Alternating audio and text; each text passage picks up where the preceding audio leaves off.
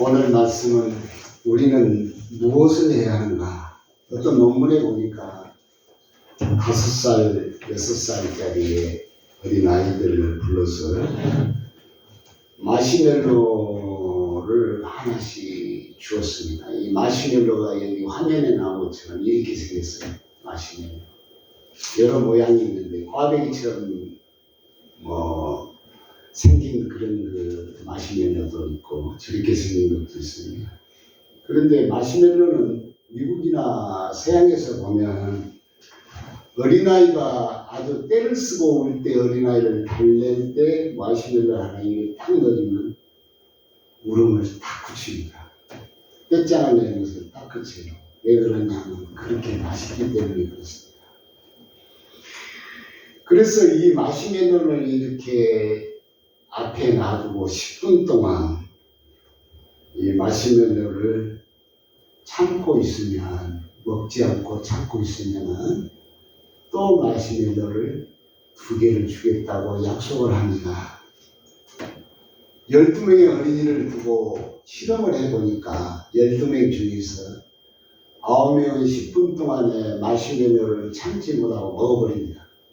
그리고 3명만이 10분 동안에 자기 인내심으로 인하여 참고 기다리고 있어요. 우린 여기서 알아야 되는데 어린에게 이 사탕 마시멜로는 우리가 먹는 마시멜로와 함께는 전혀 다릅니다. 마시멜로가 하나 먹는다고 해서 어린아이들은 폭죽이 뇌에서 터져요. 그래가지고 이 아이들은 머릿속에 폭죽처럼 내가 강한 도파민이 나오기 시작합니다. 그래서 얼마나 기분이 좋은지 몰라요. 그래가지고 어린아이들이 이 마시멜로를 하나 주기만 하면은 아주 딱 끝입니다. 좋아서 하면서 금방 기분이 좋아져요. 이걸 참는다는 것은 어린이가 대단하게 인내심을 가진 겁니다. 그런데 12명 중에 9명은 금방 보자마자 참지 못하고 먹어버려요. 그런데 3명은 그것을 참고 꼭 참고 있어서 하나를 더 받습니다. 왜 이런 실험을 하느냐면은 이 실험은 이 아이가 5살짜리 6살짜리 아이가 5년, 10년, 20년, 30년, 40년, 50년 후에 두 분류가 어떻게 세상을 살아가는가를 실험하기 위한 실험입니다. 그래서 이건 세계적으로 아주 유명한 논문입니다. 그 자리에서 마시멜로를 먹는 아이들은 성적도 평균적으로 매우 낮고 취업도 가정생활도 삶의 질도 엉망이었어요.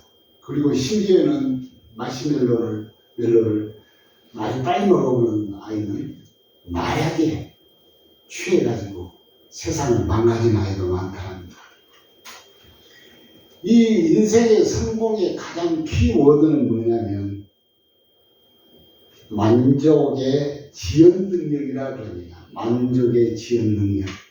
내가 지금 원하는 것이 바로 하는 것이 아니라 내가 원하는 것은 언젠가는 할 수 있다고 하는 그 능력을 알고 기다릴 줄 아는 능력을 갖다가 만족 지연 능력이라 그럽니다. 이게 얼마나 중요한 능력인지 모릅니다. 오늘 말씀해 보니까 성령 충만한 삶이라는 것은 어떤 체험과 감격보다 더 크고 우리의 삶의 모든 경우, 모든 삶의 존재와 그러한 인격에 부닥치는 우리 현실 속에서 하나님의 뜻을 채우는 것이라 생각해 보았습니다. 현실 속에서 우리는 하나님의 뜻을 어떻게 우리가 채울 수 있는가?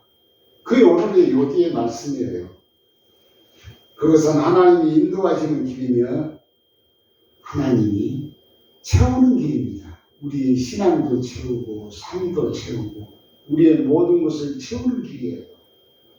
우리말로 쉽게 말하면 그 인생의 삶에서 축복입니다. 가장 큰 축복이에요. 신앙인이 되는 길은, 신앙인이라는 것은 무엇이냐면, 신앙이라는 것은 하나님과 나와 함께 이중창을 하는 것과 똑같아요. 하나님 하시고 그렇게 하면서 이중창을 부르는 하나님과 나 사이에 그 신앙이라고 하는데 인격적이에요. 나무나 돌이나 쇠붙이한테 우리는 절하고 그것을 공을 비는 것이 아니라 인격적이란 말입니다. 나와 여러분이 얼굴과 얼굴을 대하고 말씀을 듣고 이렇게 대하는 것처럼 인격적이에요. 그래서 두 신앙이 하나님과 나의 이중창을 하는 것과 같다 그랬습니다. 신앙을 기르는 것은 뭐냐면 첫째는 뭐냐, 아까 말씀드린 것처럼 책임입니다. 무엇을 해주세요 주세요 그것이 신앙이 아닙니다. 신앙은 전체 책임이에요. 자유의지 속에서 가장 중요한 것이 책임이요, 그 다음에 희생이요, 또 세 번째는 뭐냐, 꿈을 심는 것입니다. 그래서 비전이라고, 하나님의 비전이라는 말은 원래 하나님의 꿈을 심는다는 것입니다. 하나님의 꿈. 우리가 어떤 교회는 뭐 비전 교회, 비전 말이에요. 비전이라는 말은 하나님의 꿈을 심다라는 뜻입니다. 우리가 책임도 있고 또 우리가 여러 가지 희생도 있고 꿈을 심는 것이 신앙이라고 했습니다. 비전을 심는 것.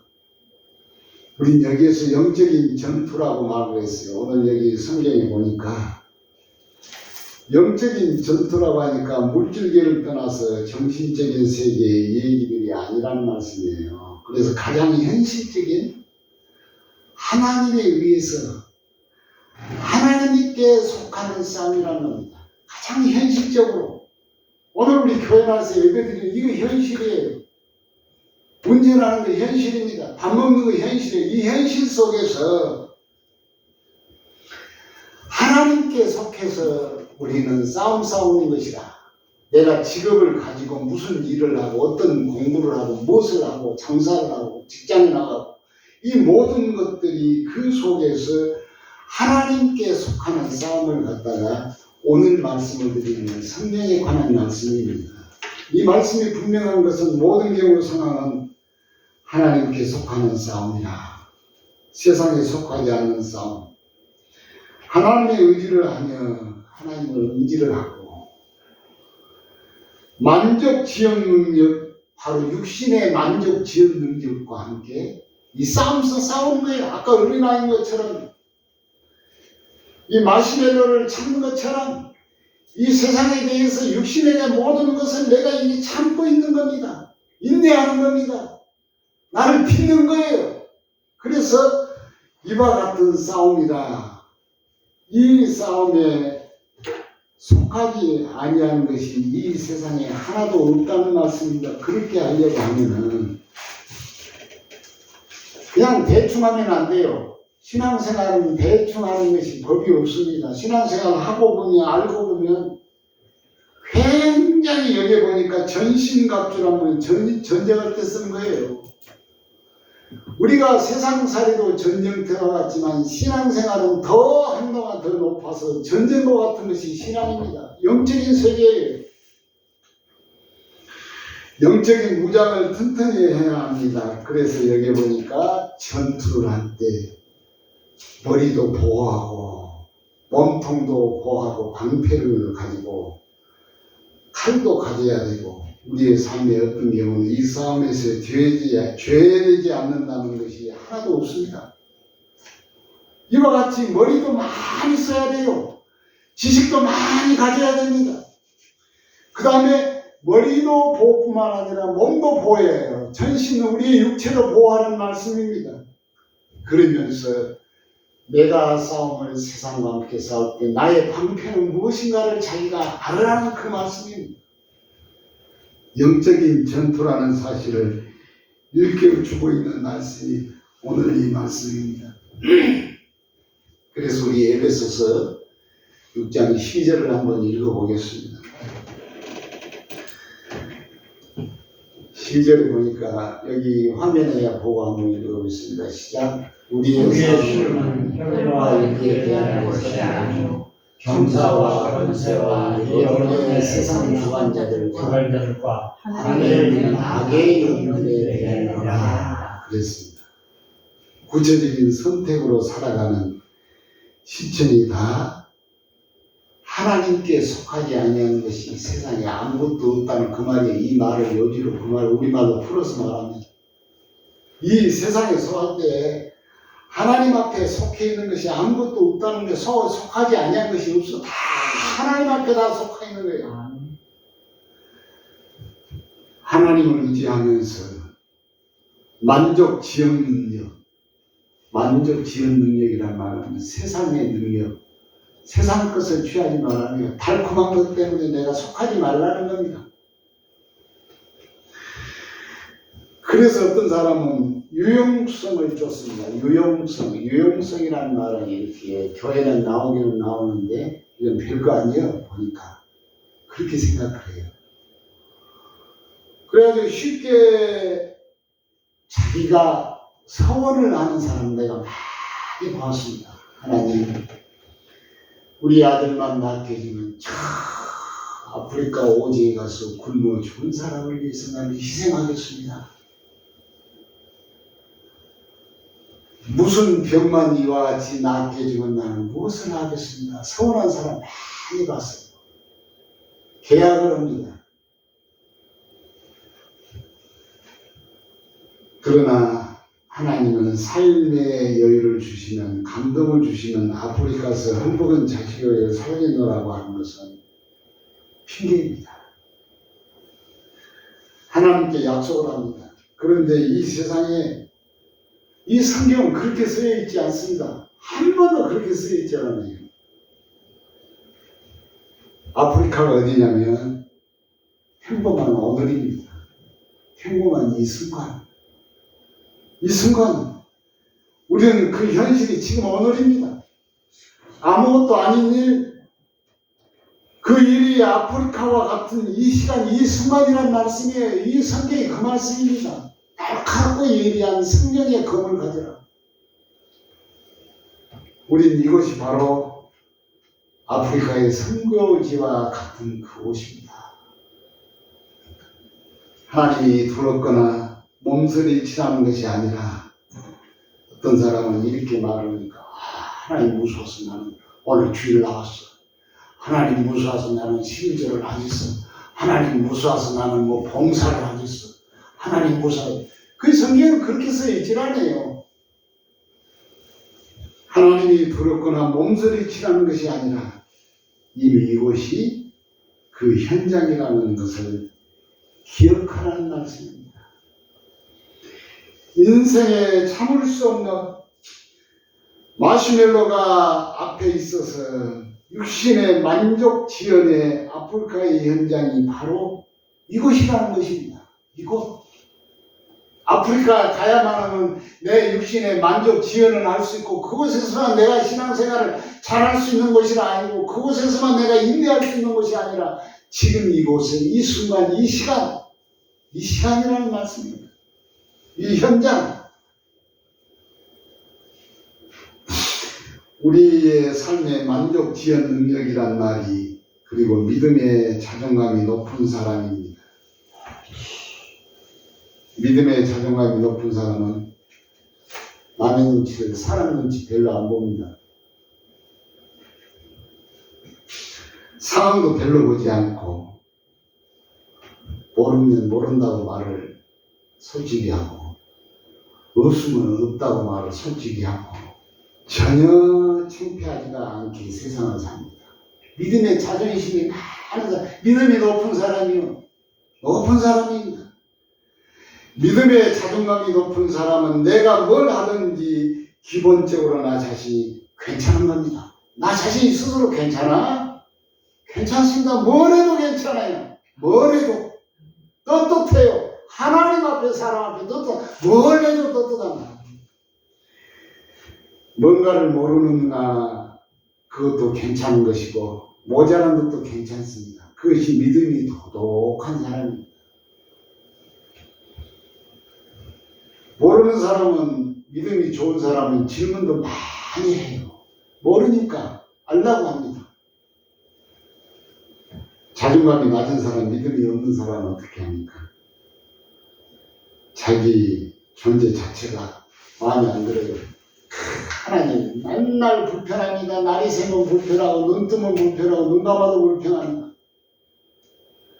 자신이 못난 사람은 늘 불평 속에서 살아갑니다. 불평 속에서.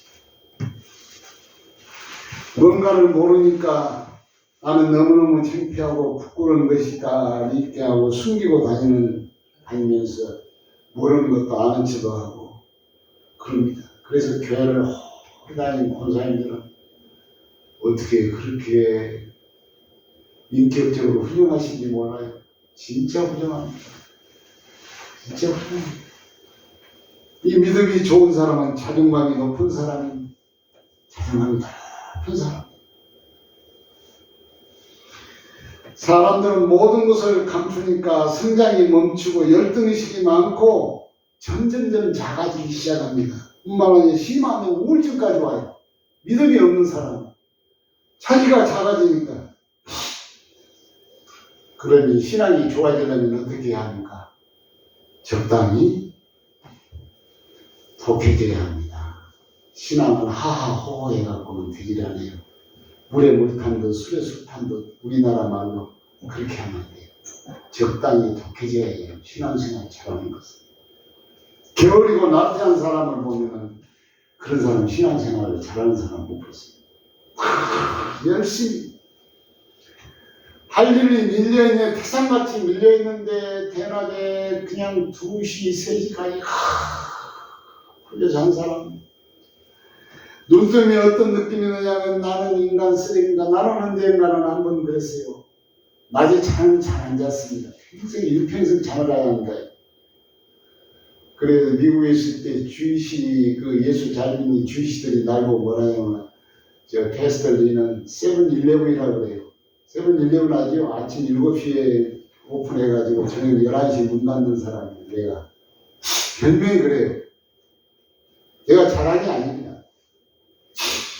그런데 어느 날 한번 잠을 큰 낮에 나도 모르게 잠을 2시까지 잠을 눈 떠보니까 2시요 대낮이 벌금 대낮이요. 그래서 깜짝 놀라서 가슴을 쳤습니다.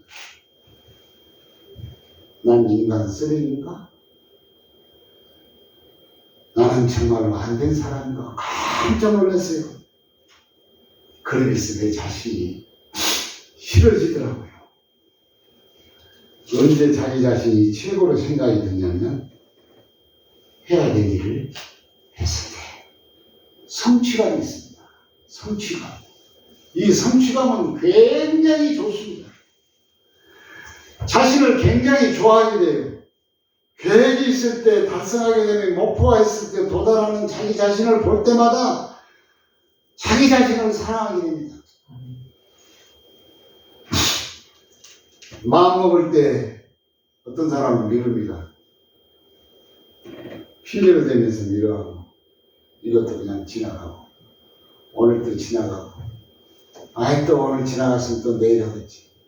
내일 지나면 다음 주에 하겠지. 다음 주 지나면 한 달 하겠지. 한 달 지나면 1년 지나고 3년, 4년씩 지나고. 추우니까 더우니까 절대 아닙니다. 적당히 우리는 독해야 돼요. 신앙생활 정말로 잘한 사람들은 열심히 있습니다. 열심히 있어요. 열심히 있습니다. 뒤로 미루지 않는다고 생각합니다. 말씀을 마칩니다. 우리는 지금 뭘 해야 합니까? 우리의 기대보다 우리의 경험보다 하나님이 크시다는 것을 첫째 인정하셔야 해요. 우리의 경험보다 우리의 지식보다도 하나님이 더 경험이 많으시고 하나님이 더 지식이 많고 하나님이 더 능력이 많다는 것을 인정하라는 말씀입니다. 아멘. 이것이 바로 믿음이요. 믿음이란 준비가 되어 있지 아니한 내일을 도망가지 않고 맞닥뜨리겠다고 저녁 잠자리에 듣습니다. 우리 잠자리란 말을 잘 이해하셔야 돼요. 잠자리는 평안을 말합니다. 누가 우리에게 주시는 평안입니까? 저분이 우리에게 주신 평안입니다. 그 잠을 자시라는 말씀입니다. 도망가지 않고 맞닥뜨려서 하나님이 주시는 그 잠을 들으라 그 말이면 내일을 만나야 되는데 잠자러 가는 것은 내일을 만나려고 지금 이 순간에 주는 겁니다. 잠을 왜 주셨어요? 주는 연습입니다. 우리는 잠을 잔다는 말이 성경에 많이 있어요. 잠자고 나면 깨면 뭡니까? 부활이야. 그 의미로 쓰였어요, 성경은. 연습을 계속합니다. 잠자고 일어나서 내일 준비하고 잠자고 일어나서 내일 준비하고. 오늘 잠을 자라는 말입니다. 누가 잠을 주셔? 하나님이 주시는 잠. 그 잠을 통하여서 내가 잠을 자라는 말인데 깊은 잠을 하나님 의지하고 맞닥뜨려서 다 하나님 의지하는 그 마음으로 다 들여놓고 잠을 자라는 말씀입니다. 내일을 만나려고 오늘 나는 죽는구나. 내일을 만나는 하나님의 방법입니다. 이 하나님의 방법, 믿음의 방법입니다. 걱정 마라, 잠들라 합니다. 이 잠을 잘 때 첫째는 초저녁 잠은 육신을 치료하고 새벽 잠은 언제 뭘 치료합니까? 우리의 정신을 치료해줘요. 새벽 잠 많이 잔 사람 치매 없습니다. 절대 치매 없어. 우리 장모님 치매 절대 없습니다. 우리 장모님 120대까지 치매 없습니다. 걱정하지 마세요. 내일에 무슨 사고가 터질까, 무슨 도전이 올까 걱정 말고 너는 자라. 오늘 그 말씀이 성경의 말씀 충만하라 하는 말씀이 그 말씀입니다. 충만하는 말씀을 하니까 머리 탁 때리면 팍 넘어지고 앉으면 훅 일어나고 그의 충만함이 될 수도 있지만 성경이 그렇게 쓰여 있지만은 그래도 원래의 참 충만은 뭐냐면 평안과 너 참 잘 자라 이 말입니다. 안심하라 이 말입니다. 하나님을 믿으니 그 믿음으로 인하여 안심하라 그 말입니다. 오늘 하루 후회할 일을 했는가 다 쏟아붓고 하나님께 아뢰고 정결한 마음으로 잠자리에 들어가는 것이 아니라 아니요. 우리는 그렇게 배웠어요. 오늘 안에 잘못된 것을 하나님 용서해 주세요. 잠자리 들 때 할머니가 우리 손자 기도하고 자세요. 그랬는데 성경을 자세히 보니까 그렇게 안 쓰여져 있어. 뭐라고 쓰여졌습니까? 걱정 마라고 쓰여졌어. 걱정 마라. 내가 너가 하는 거 오늘 하루를 다 알고 있어요. 걱정 마라고 쓰여졌습니다. 걱정 말고 잠자라는 겁니다. 걱정 말고. 그러는 확인 속에 내일을 준비하는 믿음의 행위가 바로 성령 충만한 행위입니다. 우리는 지금 뭘 해야 하는가?